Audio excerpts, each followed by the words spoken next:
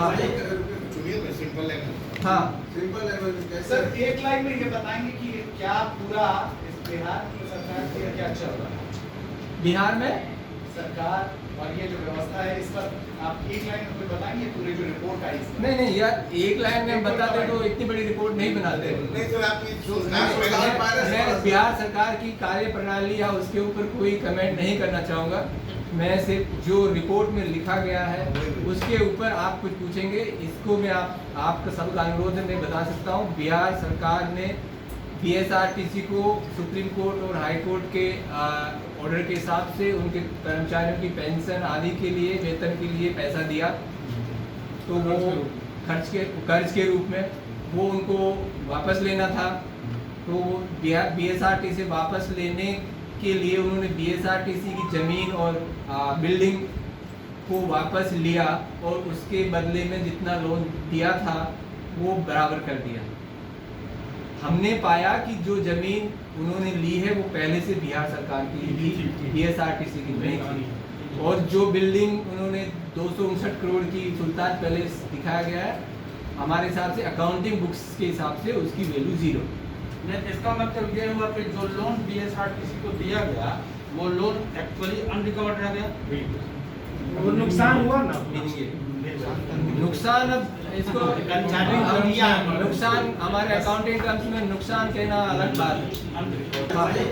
चुनिए ना simple language. हाँ सिंपल लैंग्वेज। सर एक लाइन में ये बताएंगे कि क्या पूरा इस बिहार की सरकार की क्या चल रहा है बिहार में सरकार और ये जो व्यवस्था है इस पर आप एक लाइन में कोई बताएंगे पूरे जो रिपोर्ट आई इसमें? नहीं यार, एक लाइन में हम बताते तो इतनी बड़ी रिपोर्ट नहीं बनाते। नहीं सर, आपकी जो मैं बिहार सरकार की कार्य प्रणाली या उसके ऊपर कोई कमेंट नहीं करना चाहूँगा। मैं सिर्फ जो रिपोर्ट में लिखा गया है उसके ऊपर आप कुछ पूछेंगे, इसको मैं आपका सबका अनुरोध है मैं बता सकता हूँ। बिहार सरकार ने बीएसआरटीसी को सुप्रीम कोर्ट और हाई कोर्ट के ऑर्डर के हिसाब से उनके कर्मचारियों की पेंशन आदि के लिए, वेतन के लिए पैसा दिया, तो वो कर्ज के रूप में वो उनको वापस लेना था। तो बीएसआरटीसी से वापस लेने के लिए उन्होंने बीएसआरटीसी की ज़मीन और बिल्डिंग को वापस लिया और उसके बदले में जितना लोन दिया था वो बराबर कर दिया। हमने पाया कि जो ज़मीन उन्होंने ली है वो पहले से बिहार सरकार की थी, बीएसआरटीसी की नहीं थी। और जो बिल्डिंग उन्होंने 259 करोड़ की सुल्तान पैलेस दिखाया गया है, हमारे हिसाब से अकाउंटिंग बुक्स के हिसाब से उसकी वैल्यू 0। इसका मतलब ये हुआ कि जो लोन बीएसआरटीसी को दिया गया वो लोन एक्चुअली अनरिकवर्ड रह गया, वो नुकसान हुआ ना। नुकसान अब इसको नुकसान हमारे अकाउंटिंग टर्म्स में नुकसान कहना अलग बात है। स्टार्ट करेंगे सामान्य क्षेत्र की रिपोर्ट के साथ। सामान्य क्षेत्र की रिपोर्ट के हम बारे में बात करते हैं, जिसको इसमें रिपोर्ट नंबर 3 कहा गया है। इसमें 2 निष्पादन लेखा परीक्षा, दैट इज परफॉर्मेंस ऑडिट, और इसके अलावा कुछ अन्य कंप्लायंस ऑडिट के बिंदु है। जो 2 प्रमुख निष्पादन लेखा परीक्षाएं इसमें हैं वो Indo Nepal border road project एक है और दूसरा महात्मा गांधी रोजगार गारंटी योजना जो है उसके बारे में सकते हैं। इंडो नेपाल बॉर्डर रोड जो है उसमें भारत और नेपाल का 1377 किलोमीटर रोड के अलोंग पे रोड बनाया जाना था, वो है। इसमें से जो है कैबिनेट कमेटी ने 2010 में 564 किलोमीटर रोड बनाने के लिए अप्रूवल दिया था। नेक्स्ट, इसका जो मेन ऑब्जेक्टिव था वो कि एक ऐसा रोड बने जो पैरेलल टू बॉर्डर चले और बॉर्डर पे जो सीमा, जो सशस्त्र सुरक्षा बल है, उनकी विभिन्न पोस्ट जो है उनको कनेक्टिविटी मिले, जिससे वो to meet the requirement of the border population, साथ में बॉर्डर पॉपुलेशन की जो है उनको भी फ़ायदा हो। इसकी हम परिचय में जाने के बजाय सीधा मैं फाइंडिंग्स में आता हूँ। So please go to the next slide. Financial, yes. इसमें आप देख सकते हैं financial progress of civil cost was only 44%। 44% ही फाइनेंशियल प्रोग्रेस हुआ है जितना खर्चा करना था उसका। 726 करोड़ खर्च हुए हैं 1657 करोड़ के अगेंस्ट में। फिजिकल प्रोग्रेस हमारे ऑडिट जो हमने किया तब तक के हिसाब से 4.38% रही है। 552 किलोमीटर में से केवल 24 किलोमीटर रोड ही वास्तव में बन पाई है। Was that 69% of landless casual labor household surveyed, but 3.34% only. That is 3,007 out of 90,000 of willing households were issued job cards. आप समझ गए 90,161 में से केवल 3,007 हाउस होल्ड्स को जो विलिंग थे लेने के लिए 90,116 उनमें से 3,007 को ही जॉब कार्ड इशू किए गए लैंडलेस कैजुअल लेबर्स के मामले में। Specific plan to provide employment for vulnerable group households was not prepare as per the scheme requirement. 19 to 14% of registered disabled persons and 5 to 9% of senior citizens provided employment during 14 to 19. This is a fact. We are not saying good and bad, but this was the picture. Only 22% of 24% of total SC/ST households in the state was registered under the scheme. Out of that, 19% to 59% of households were provided only 10 to 15 average man days of employment during 2014 to 19. 22 से 24% जो SC/ST house registered थे उनमें से 19% से 19% से 59%, 59% को 10 से 15 दिन का एवरेज एम्प्लॉयमेंट मिला है। यस 14 से 19 में। इसमें आप रिपोर्ट में देखेंगे तो उसके एनेक्सर में ईयर वाइज दिया गया कौन सी ईयर में कितना किस किस को दिया गया। Out of 42.87 lakh works taken up during 14 to 19, 42 lakh काम लिए गए, मतलब अलग अलग जगह डिफरेंट काम जो लिए जाते हैं। 36.89 lakh works remained incomplete in the state. 42 lakh में से कह सकते हैं 36 लाख काम अधूरे रहे। इन विच टेस्ट चेक हमने जो कुछ ग्राम पंचायत चेक किए 11,310 वर्क्स 65% वर इनकम्प्लीट। जो कुछ ग्राम पंचायत में टेस्ट चेक किए उनमें 65% काम अधूरे थे। The rate of completion of work was also low and ranged between 32% in 2014-15 to 2% in 18-19, and it was below 5% in 3 out of 5 years during 2014 to 19. And all these things we are talking about were before COVID.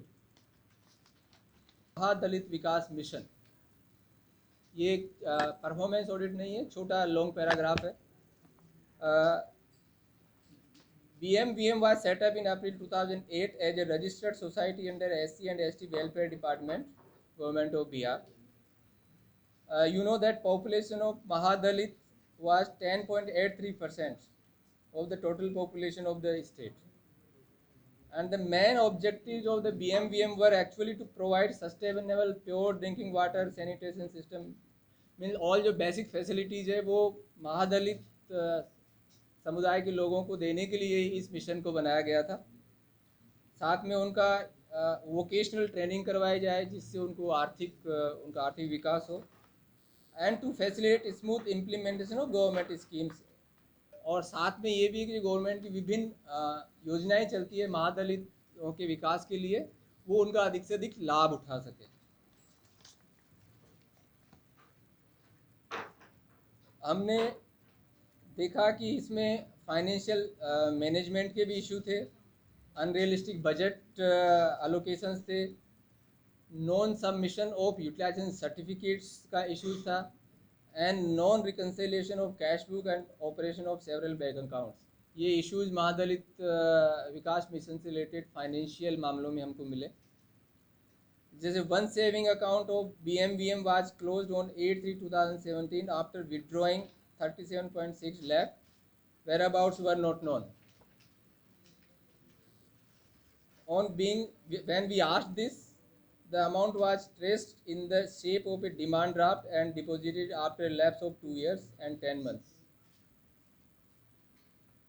Another thing, the bank statements of Madhya Bihar Gramin Bank, Kankarwag, Patna, shown the nil balance in September 2016. However, in cash book, a sum of rupees 99.73 lakh were shown. Bank में zero और cash book में 99 लाख रुपए. Utilization of fund transfer to bank not obtained for rupees 1.49 crore in 5 years.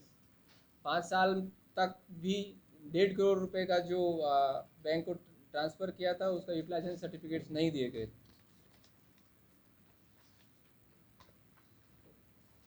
इसके अलावा man power की shortage भी देखी हमने. हम ये भी हमारा दायित्व बनता है कि BMVM की क्या कंस्टेंट रही होगी. स्टेट मिशन ऑफिस में 30 लोग होने चाहिए थे, 21 लोग थे. डिस्ट्रिक्ट मिशन ऑफिस में 304 लोग का सैंक्शन फोर्स था, उसके अगेंस्ट में केवल 45 लोग थे, यानी 85% शॉर्टेज. ब्लॉक मिशन ऑफिस में 1068 लोग थे की सैंक्शन पोस्ट है और उसके अगेंस्ट में 0 पोस्टिंग था, मतलब 100% शॉर्टेज. सो टोटल 1402 पोस्ट के अगेंस्ट में केवल 66 पोस्ट थी BMVM में. सो देन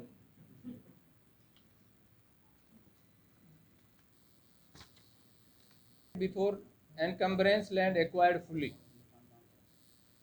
एक इमरजेंसी क्लॉज जो है लैंड एक्वायर करने के लिए,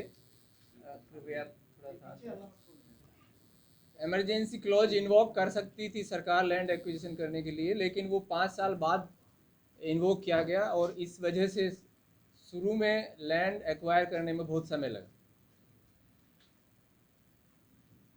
Department gave the contract for the entire stretch of 552 kilometers in March 2013, even when land was not acquired fully.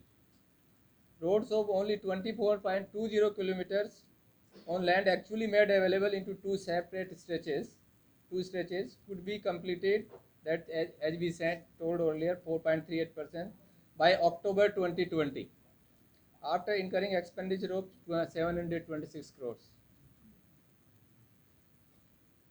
By March 2020, department claimed to have acquired 91% of land process, but mutation not completed in any of these 7 districts. 7 districts में जो ये Indo Nepal road का project है वहाँ पे mutation complete नहीं हुआ है, जिस लैंड के लिए सरकार बोल रही है कि उन्होंने एक्वायर कर लिया है. Land acquisition cost of 868 crore, which was revised to 2,244 crore in February 2017. जून 2012 में जिसका लैंड एक्विजिशन का कोस्ट 868 करोड़ रखा गया था, वो 2017 में 2244 करोड़ हो गया. In East Champaran, land acquisition process lapsed completely. 17% of the land acquired only, and fresh notification has to be issued in March 2020.